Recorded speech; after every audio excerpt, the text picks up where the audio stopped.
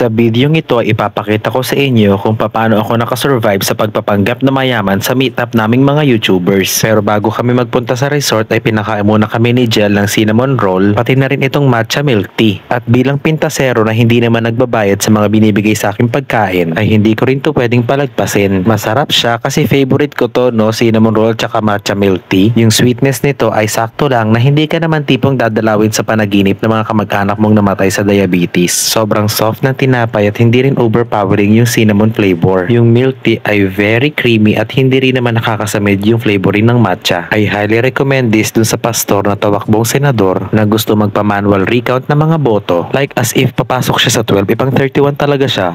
Charot. This time ay kararating lang namin dito sa resort at kasama na namin dito sila probinsyana ako, Ate Marika NCS, Ma'am Shife at si Ate Melanie Escalante. Ang mga kasama nga rin pala namin kanina dito ay sila Ajak and Tandem, Jerby Dorado at saka sila Jel and Grey Adventure. Dito nga pala namin napagdesisyonan na magkalat ng lagim sa Andrea Resort sa Cavite. Hindi ko na ipapakita yung facilities ng resort kasi hindi naman nila ako bayad para i-promote sila, no? Charot.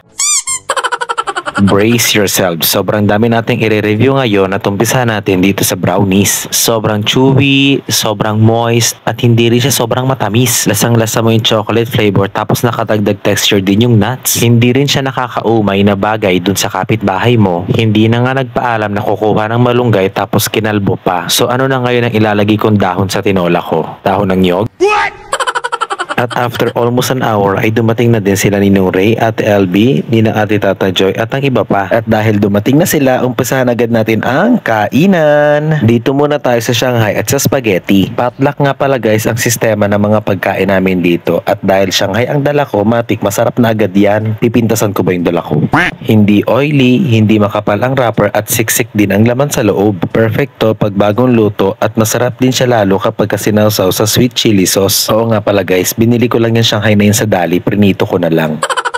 Yung spaghetti naman ay dala-dala ni Jel na perfect ang pagkakaluto ng noodles kasi hindi labsak tapos sobrang saucy rin niya. Tamang-tama lang yung sweetness ng sauce at sobrang meaty din. Perfect to kay Biko Soto kasi wala lang ang perfect niyang mayor eh. Deserve niya ang perfect kong Shanghai. Nandali pala.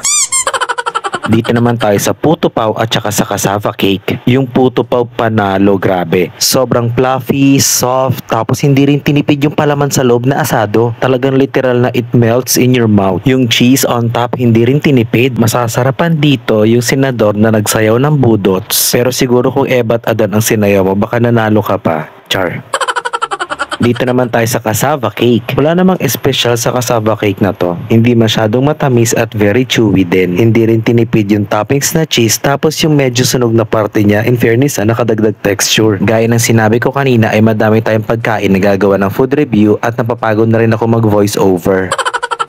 Pagsabay-sabayin na natin itong pork humba, laing at itong sinaing na tulingan. Perfect yung timpla ng bawat putahing ito. Saktong-sakto lang yung hint ng sweetness dun sa may pork humba, yung alat dun sa may laing, tapos yung may touch ng konting asim yung sinaing na tulingan. Yung laing nga pala ay sobrang creamy na hindi tinipid sa gata. Ito yung mga putahing magugustuhan daw ng tiyahin mong mataas ang prinsipyo pero tumanggap ng pera at ipinagpili ang kanyang boto sa politiko. Ganun pala yun pag eleksyon, naka-vacation leave ang prinsipyo. Char.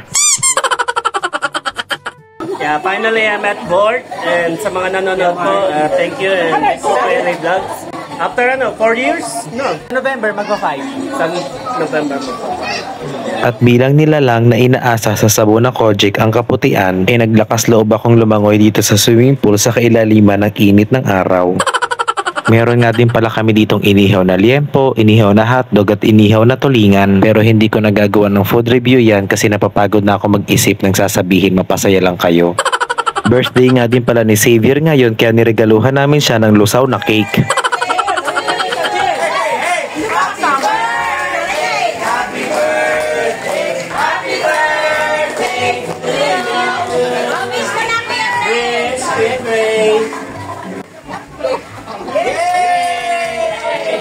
Happy birthday, Xavier! Pero noong mga time na to, hindi ko alam kung anong ginagawa ng nanay mo. At nung malapit na kaming umuwi ay nagkanya-kanyang diskarte na kami sa paghahanap ng mga lagayan para paglalagyan ng aming mga sharon. At bilang emeng mayaman pero low-key na gutom, ako na ang pinakaunang nakapag-secure ng take home ko. Balutin mo ako ng hiwaga ng iyong pagmaeme. Iwas copyright tayo kaya ako na lang ang kumanta.